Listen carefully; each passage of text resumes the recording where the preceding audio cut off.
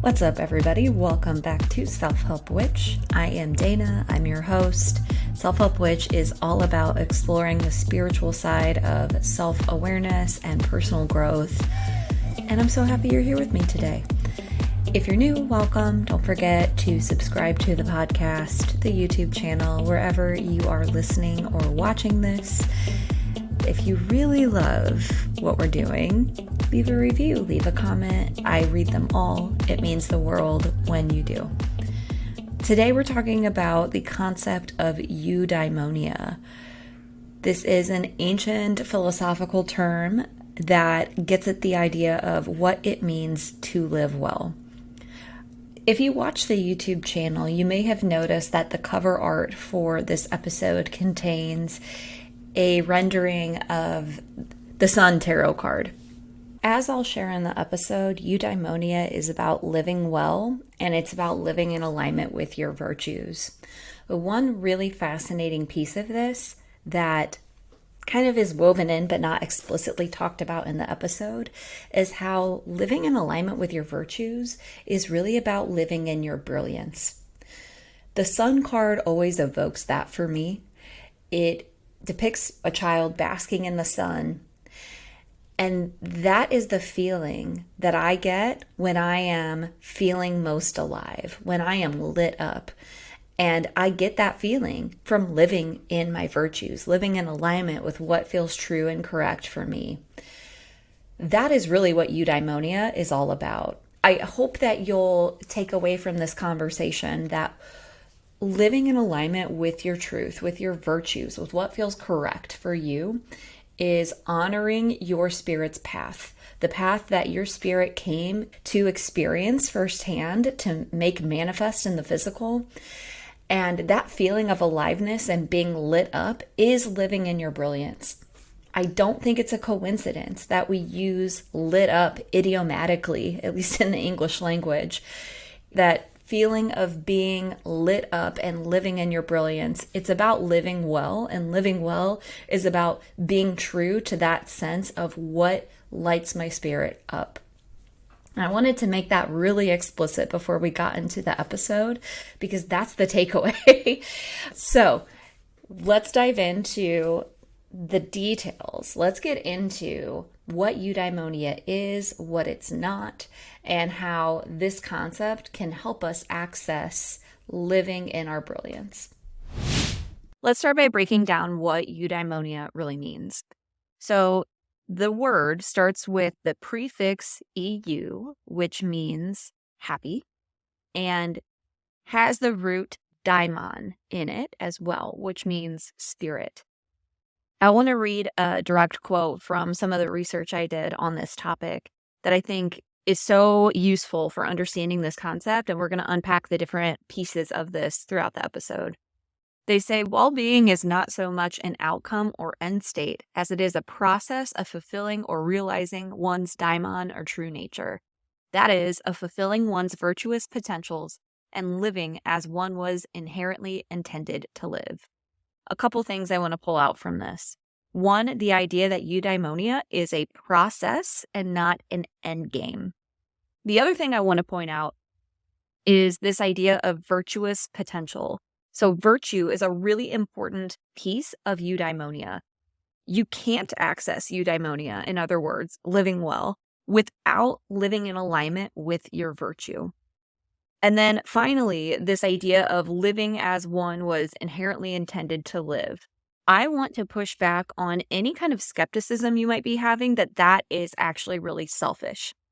I believe that the channel for your highest contribution for all people, for the collective, is by living in alignment with your true nature, which is what we're talking about here.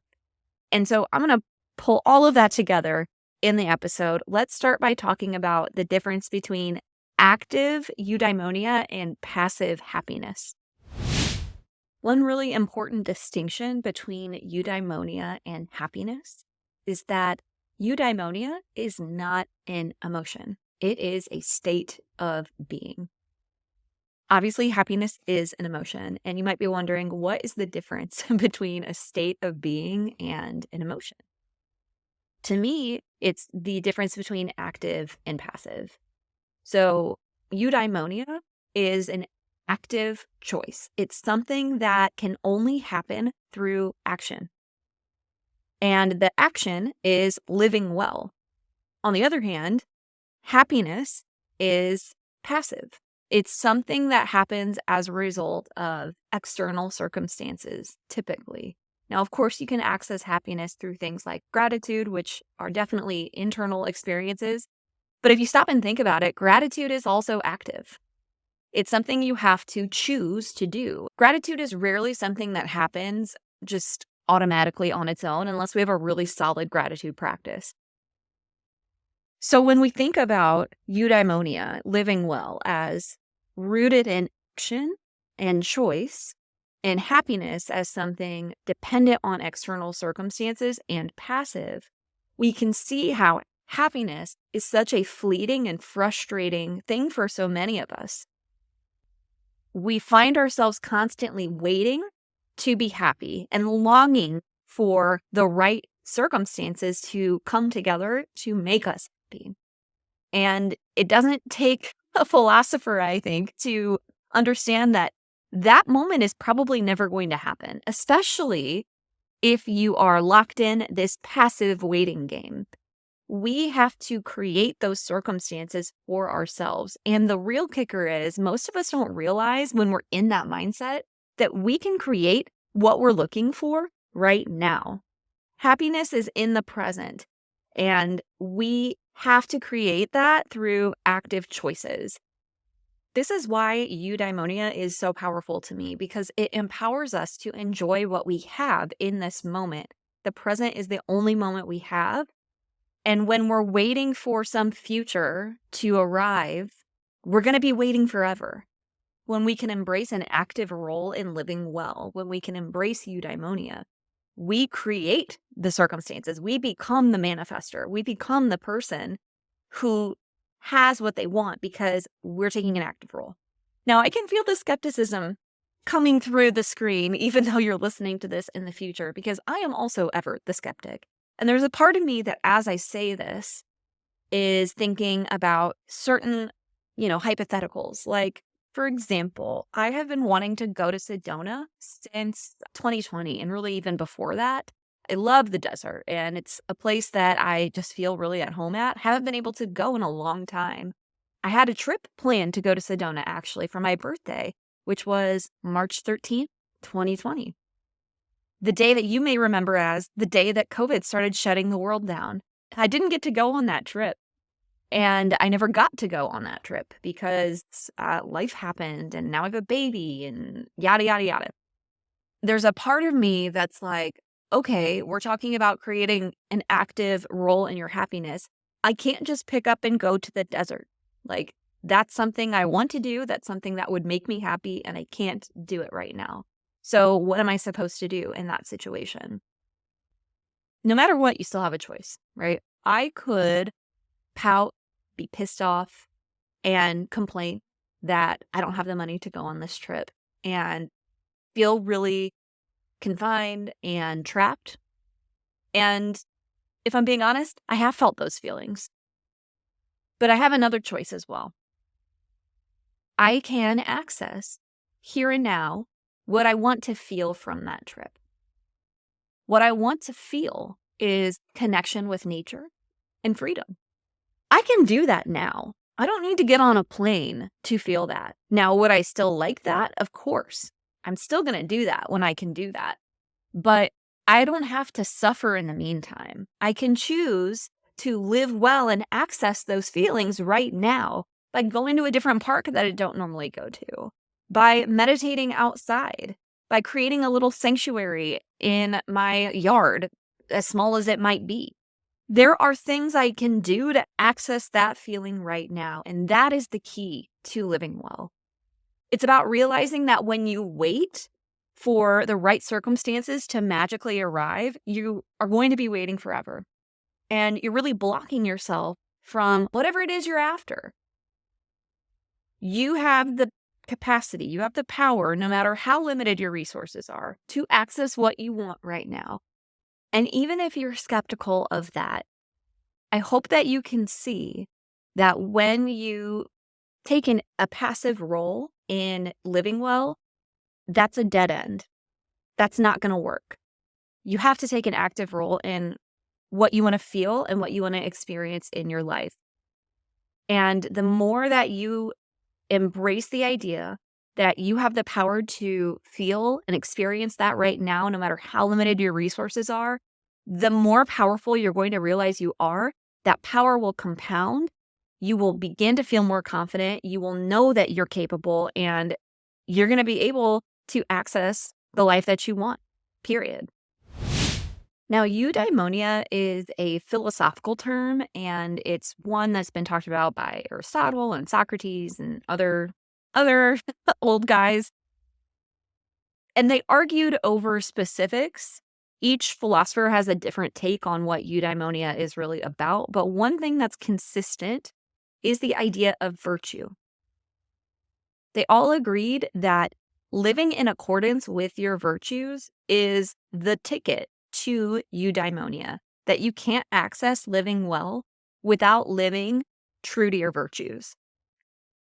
Your virtues are simply those qualities that you think are good or morally correct.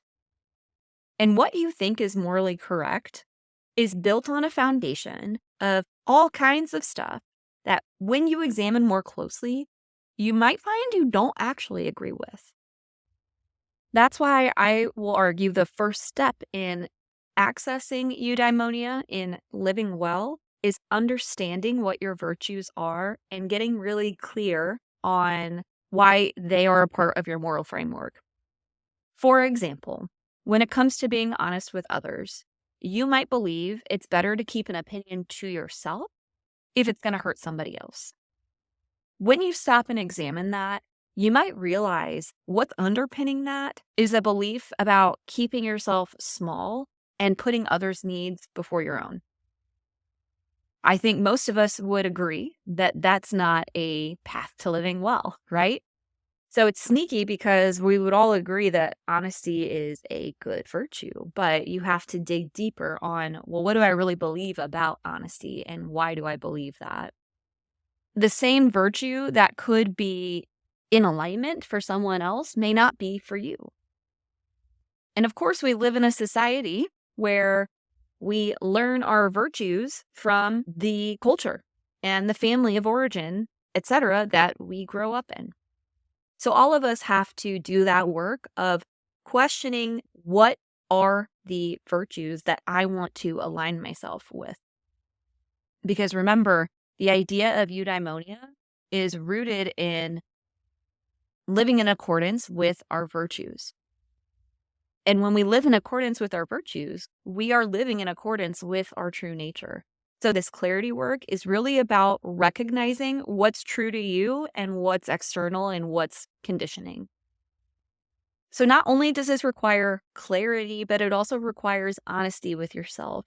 We have to be able to be honest enough with ourselves to look underneath these virtues and perhaps change them.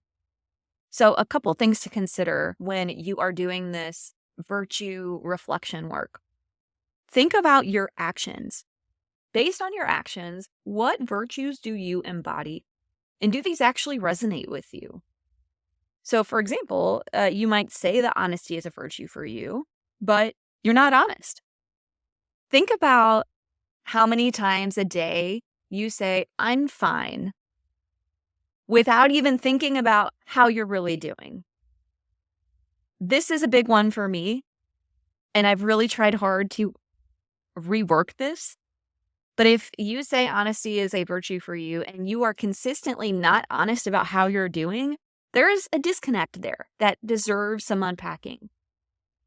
And it goes back to the bigger picture that your virtues only matter in terms of how much you're living them, the extent to which you're embodying them. You can say all day long that courage is a virtue for you, but if you're not actually doing things, taking action that's outside of your comfort zone, it doesn't matter. It's what we do that matters, that helps create the life that we want to live, that allows us to live well. Action is living. And if we're not taking action, we're not living, which means we can't really live well. We're just existing. And there's a big difference between the two. So that's the first thing you can think about is, what do my actions say about what my virtues are? And is that really accurate with how I feel? On the other hand, you can ask yourself, what don't I do that says something about what I value? Like, maybe I don't brag about my accomplishments, so I could say I have humility. And with both angles, what you want to ultimately get to is, what's the volume on this virtue, and do I want to dial it down or up? Like, you could be too humble. Maybe you need to brag a little bit more, so you want to turn that down a little bit.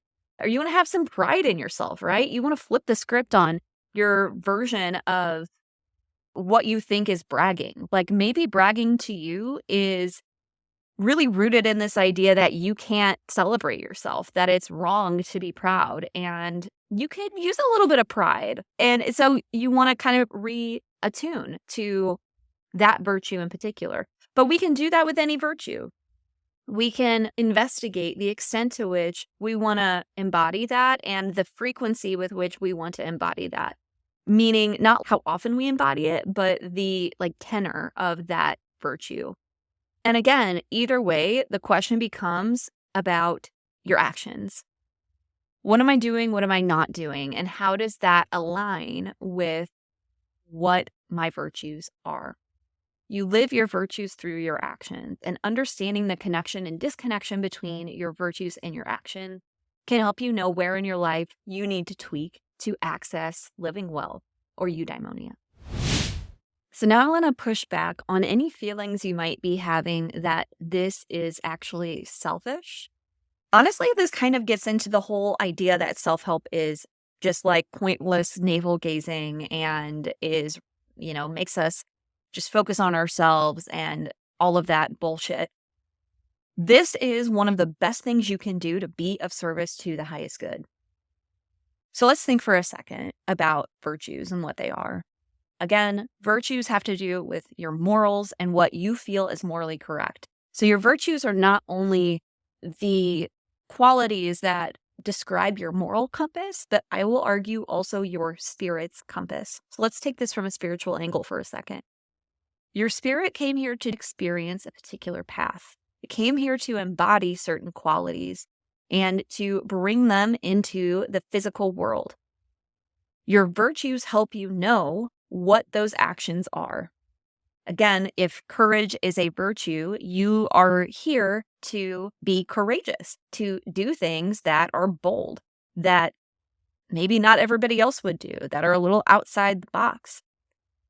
And when you follow those virtues, when you embody them and you're following that compass, what you're doing is help you stay on that path that your spirit is intending to live out in this physical existence. My belief, based on what I've read, what I've experienced, is that we are individual spirit souls, but we are all connected through Source. And because we are all connected, when we live in alignment with our virtues, it benefits the collective. Because each of us is a little piece of a greater, larger whole that we're all connected to. And we all came to shine in a different way. When I shine in a way that resonates for me and my spirit and my virtues, it ultimately helps everyone else. So how does this work? Think about people like Oprah, like Dolly Parton. These are both women who came from extreme poverty, had plenty of setbacks and obstacles, and I'm certain people telling them they couldn't do what they wanted to do, who were tenacious enough to live in alignment with their virtues and follow their path. So in Dolly's case, it's writing music and ultimately becoming a performer. And in Oprah's case, it's becoming a thought leader and someone who really was an innovator as well. It's obvious how their contributions have helped the collective. But I don't think that you have to be a humanitarian or a philanthropist for living in alignment with your virtues and embodying living well to be of service to the collective. For example, I don't know anything about Natalie Portman as a human, but Black Swan is one of my favorite films of all time. The way she plays Nina is deeply inspirational to me, and it really gets me thinking. And I'll also give credit to the person who came up with the film, Darren Aronofsky. He's the director, and I think he wrote it as well. Both of them living in their brilliance, living well, living in accordance with their virtues. So creating, acting. It benefits me. It helps me live well because curiosity is one of my virtues, and I love to think, and this film makes me think.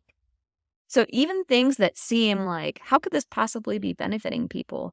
Everything you do that's living in alignment with your virtues benefits the collective because we're all connected. And I think it's easier to understand that if you think about the inverse. When you're not living well, you certainly affect other people, right?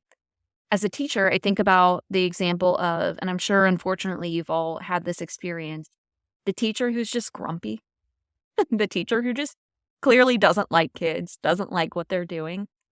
Obviously, this person isn't living well, and it can deeply affect the students in the room, the people they work with, on and on.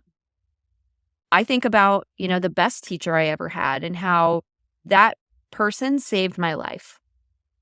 I would have probably dropped out of high school or just gotten myself mixed up in some really bad stuff had I not had this person to lean on.